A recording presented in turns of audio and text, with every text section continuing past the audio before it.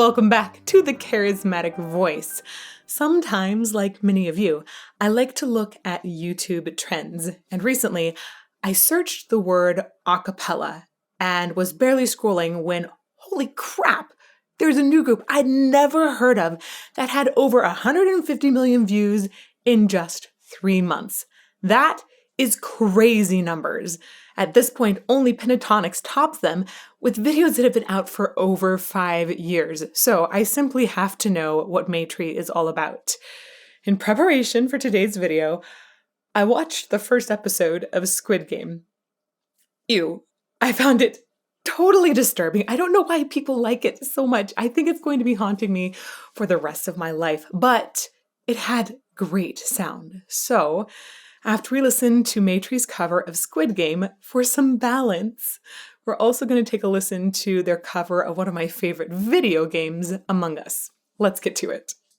무궁화 꽃이 피었습니다.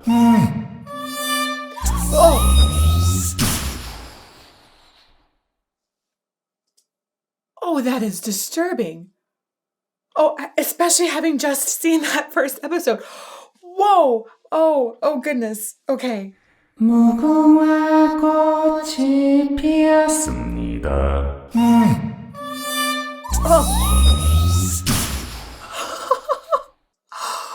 Oh my goodness. Wow. That's uncanny how they're able to pull in sound effects with the singing too. I really like the way that they've got some of the sounds doubled in octaves, and then they have also little slides up that sound very mechanical in nature, right? A lot of times in music, unless we're going for something that is disturbing, we'll avoid those slides because our ears tend to not love them if they're really deliberate and like very dissonant. So that's effective. Wow. And of course, having the gun sound in there too. Oh, so disturbing. Whoa. 무궁화 꽃이 피었습니다. Oh my gosh. Oh my gosh. That's the sound of the motion catching people. Oh, wow. This is brilliant. Okay. I'm sorry. We're going to go back to the beginning once more. So that that slide up that I was mentioning, I think that's the sound of the motion sensor that was catching people in the episode. Oh, it's so disturbing. Ugh. Okay. 무궁화 꽃이 피었습니다. Oh my goodness.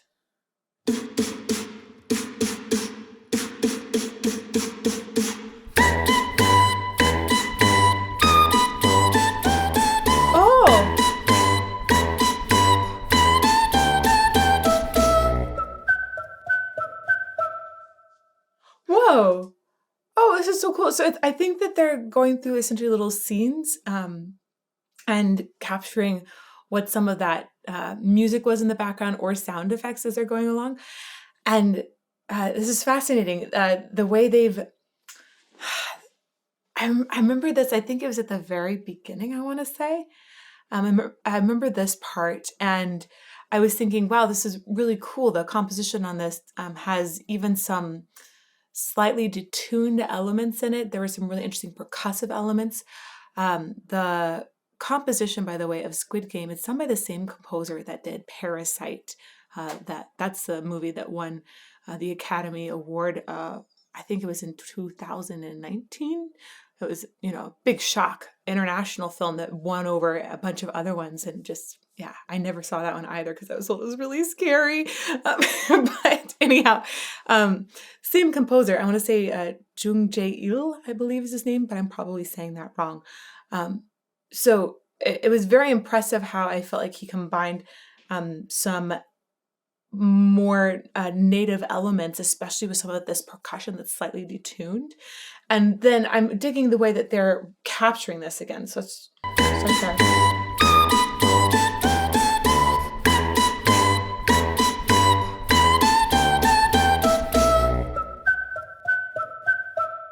Ha ha ha. Yeah, that's cool. So it's, I like that he's essentially creating sound with that cheek flick without necessarily phonating. So most of the time when we think about sound being created by voice, we would think about that sound originating somewhere in the larynx. Usually, if we're going to think about pitch, we're going to think about the vocal folds, the two vocal folds going wacka, wacka, wacka, and making a pitch together, right? Or sometimes you have harsh vocals that are different flaps of flesh, essentially, that will also whack together, maybe not as cleanly or as quickly or regularly as the true vocal folds, which is why they wouldn't necessarily create a true pitch. But in this case, he's essentially, I think, using the cheek. There's a certain name for this kind of instrument, like a tympani. So the true vocal folds or anything in the larynx is not the source of sound here, right? The source is essentially a tympanic, a membrane, if you will. That's the cheek. And then displacing air is creating the sound, which is really cool.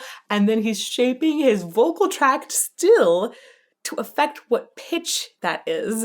It might also have to do with shaping or adjusting the tension in the cheek. Really, really cool. And of course, you've got some beatboxing that's also happening. Beatboxing sometimes uses the larynx to create some sounds. Sometimes it is just using mouth. Anyhow, it's really cool to hear lots of different sources. And there was whistling too, right? So lots of different sources that aren't just the larynx here are creating pitch and modifying it as well. Okay, go back again.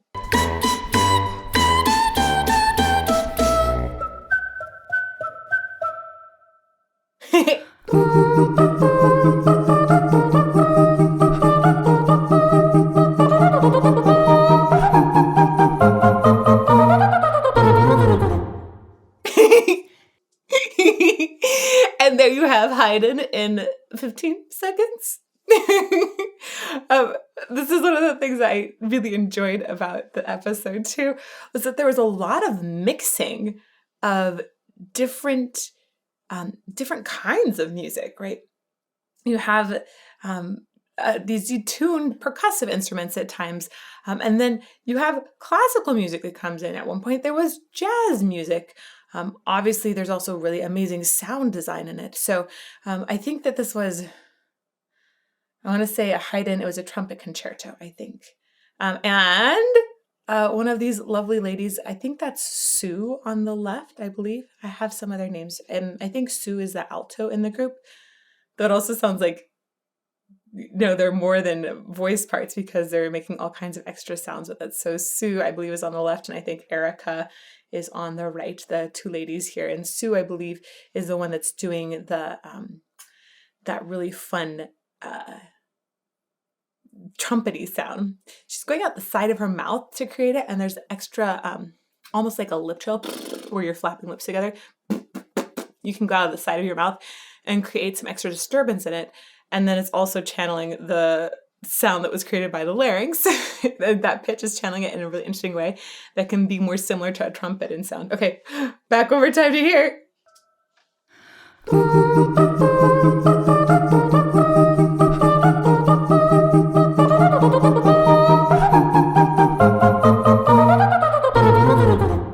Oh, I might have gotten these two ladies confused. We might have, I think maybe it was Erica that was doing the trumpet sound, and Sue is the one that's on the right then. So I might have flipped them there. Sorry about that. Okay, let's keep going.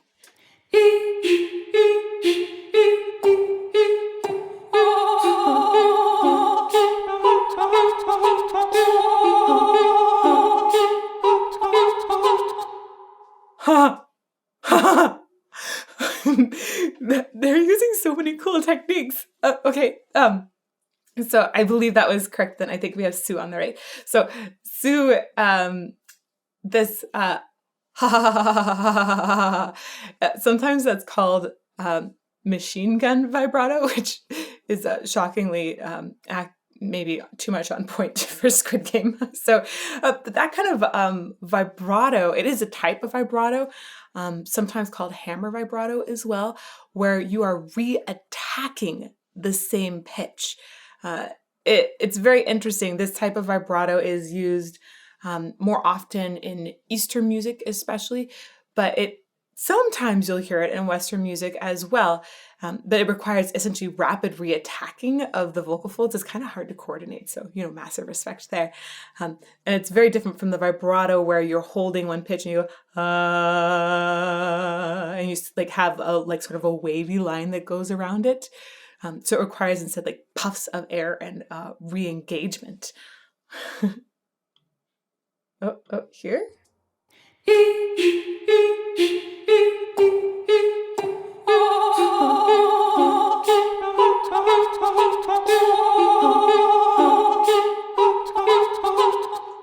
Ooh, I have to say, I like the head movements as I'm watching them as well. And I feel like this coordination between a few different things here, it's very, very tightly timed, really nicely arranged. And I also have a lot of respect for beatboxer here. I feel like they all do a little bit of beatboxing, but I think primary beatboxer, I want to say. His name is S.I., I believe, S.I., or he goes by S.I. He really has interesting ways of highlighting it, or highlighting each sound without it being overly complicated. So everything sounds simple. It's like they've used minimal effort to really recreate that scene in just a little tiny bite. Very cool. Okay, next one.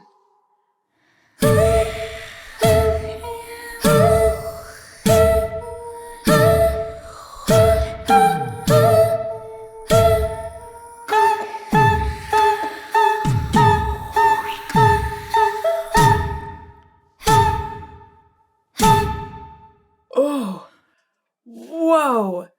whoa, really, really cool. There was a squishing sound in there, which I want to try and recreate. I'm going to see if I can or not. I'm going to go back to it. This makes me want to make really cool noises. Also, I just love how many noises humans can make. Right? Just in this vocal tract, there's so many different sounds that can happen. It's impressive and really, really fun. So I'm going to go back. Digging some of the lowers especially, we've got almost like a dubstep feeling at times. Here.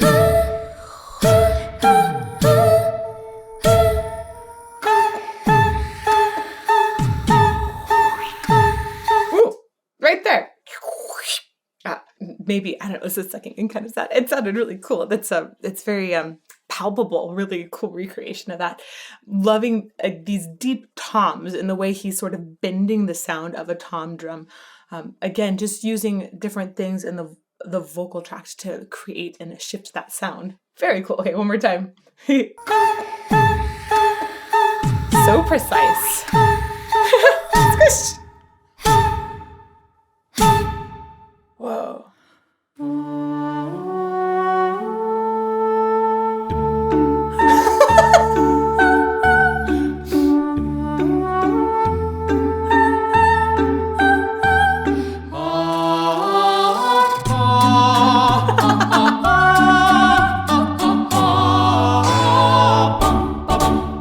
The Blue Danube. Oh, is that the last one? It is going to be the last one. We're going to go back and listen to it again. It's just so ironic that you would have this incredibly chipper classical piece inserted into this very disturbing first episode. Once again, I don't know why y'all like that so much. I don't think I can watch another one. But wow, the sound design and this idea of placing a waltz, a Strauss waltz into such a creepy episode. That is so daring, such a bold choice, and it worked so well. It gave you this really weird feeling of dystopia and this contrast of what all was going on. Love the accuracy that they have with this, especially some of the high onsets. For multiple people in here, they're doing really high, brief onsets. I don't hear a lot of the vocal fold engagement before the onset. It's clean and it's very short, very precise. That's hard to do. I'm going to go back to it. There we go. Ooh.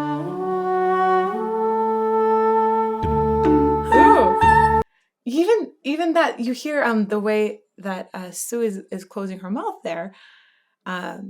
she sounds like she's echoing a brass instrument again. So sort of like note to people out there as you're playing with making different instrumental noises or copying different instruments. If you play with different mouth closures, especially if you bring one to the side versus coming to the front or to the other side, these are things that can really affect that timbre, make it a little more reedy, essentially.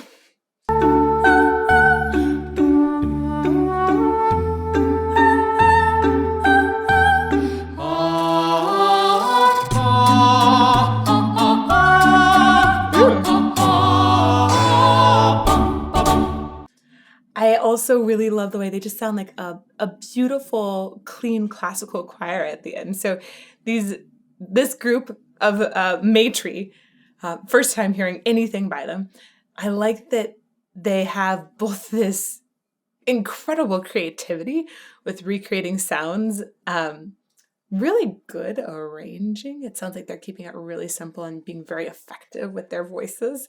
But also, like, you can just hear that they've got beautiful vocal training behind them as well. Okay, one more time on this.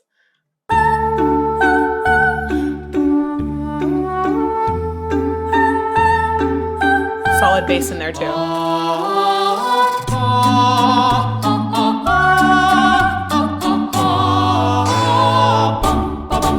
Yeah!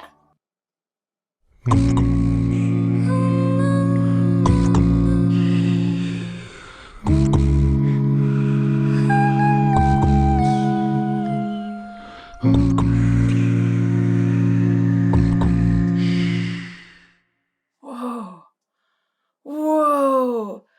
Oh man, so many kudos to a guy who's singing bass here, Wan Zhang. The depth of that was really on point. You know, you felt it rumble in your stomach. I like that. And I have to say, man, Erica on top with these little tiny lines. It has that creepy element a little bit too in there, which is very, very suitable. And I'm going to go back.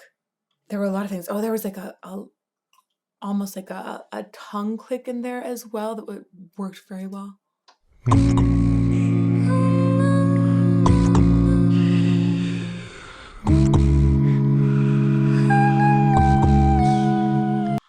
I'm fascinated by the bassist's decision to do this with a G. A lot of times I see Ds in front of bass lines like doom, doom, doom, doom, doom.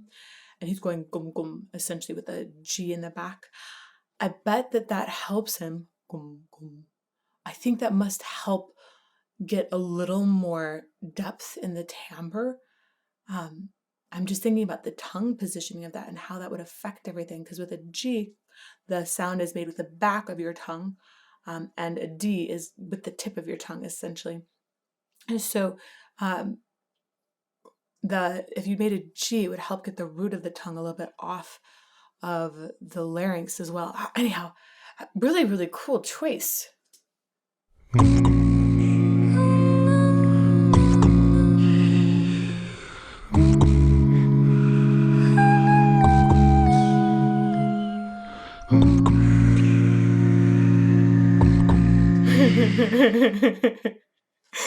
Okay, I have to. Man, there's so much detail in all of these moments. It's so cool. I like the wind that's going on that we hear from SI as well, and that that really works with the whole spaceship thing.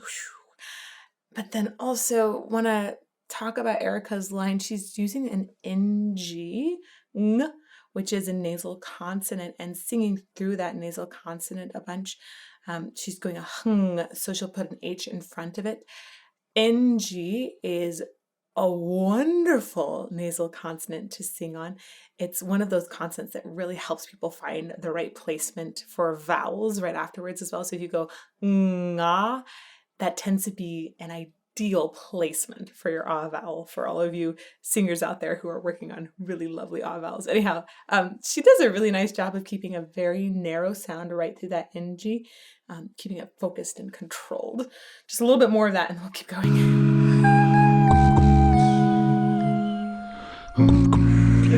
Sounds almost electronic.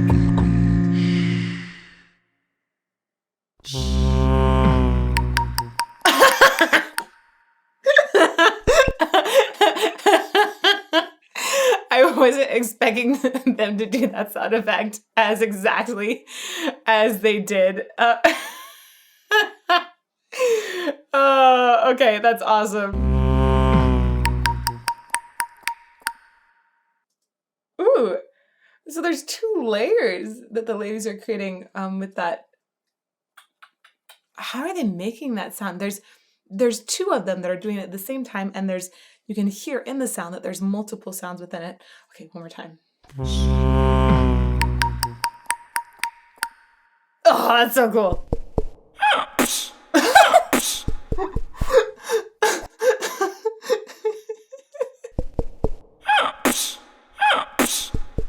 Oh my gosh. Okay.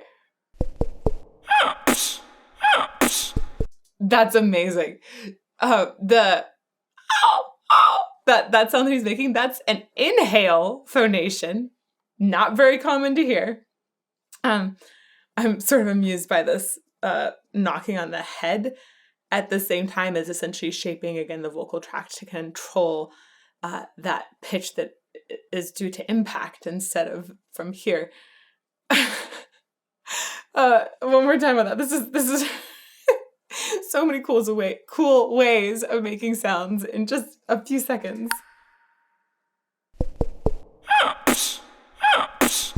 Wow. So many methods of phonation. Christmas cards were Is $16,000, please? That is my least favorite task to do in Among Us, by the way. Communications. Christmas cards were Is $16,000, please? There's several people that are making wind noises, which very effectively is creating the noise in the background, like static, which is cool. And by the way, if you want to make your voice sound like it's on the radio, sometimes just covering your hand like this will do some fun effects to it. So anyhow. $16,000, please?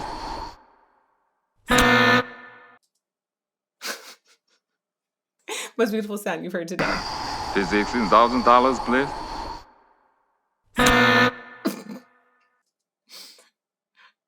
They've got amazing humor.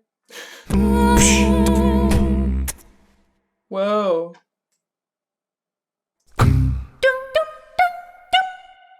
Oh. I didn't effectively go back to this one. Oh, I never realized. I think that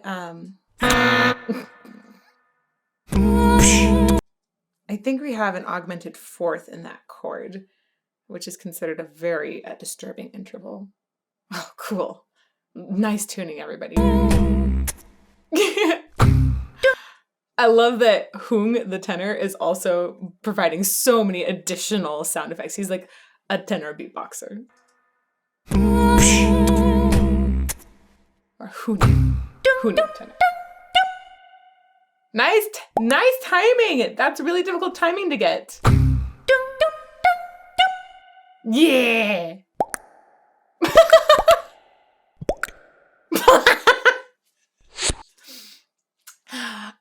Again, the humor, the way that they're making these sounds, but then shifting their vocal tracks to make them sound higher or lower. It's not that different from harsh vocals, but I think this is just hilarious. I can't believe how accurately they just made the chat sounds.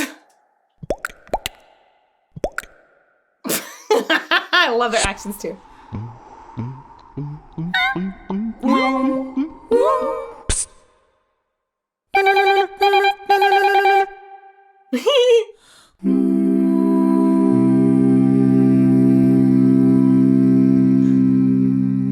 Each of these scenes were so on point. I love the way in those last couple, in the imposter ejection, you had that parallel octave going, right, with just like a teensy bit of articulation on it to make it really clear. And then the soothing expansion of victory, right, it feels very, very satisfying at the end. I think that this idea of arranging sound effects and music in an a cappella format to take you through a game or an episode and give you just a snippet of how many things a human voice slash vocal tract is capable of is fascinating, right? It makes me want to go back and listen to them again and again and again to find more details and understand more about their just creative brilliance. It is so much fun. So I hope that you all enjoyed this little dive into a new a cappella group as much as I did. If you would like to hear some more a cappella music, which is amazing, I love a cappella music, you can check out this playlist over here, and I'll see you somewhere soon.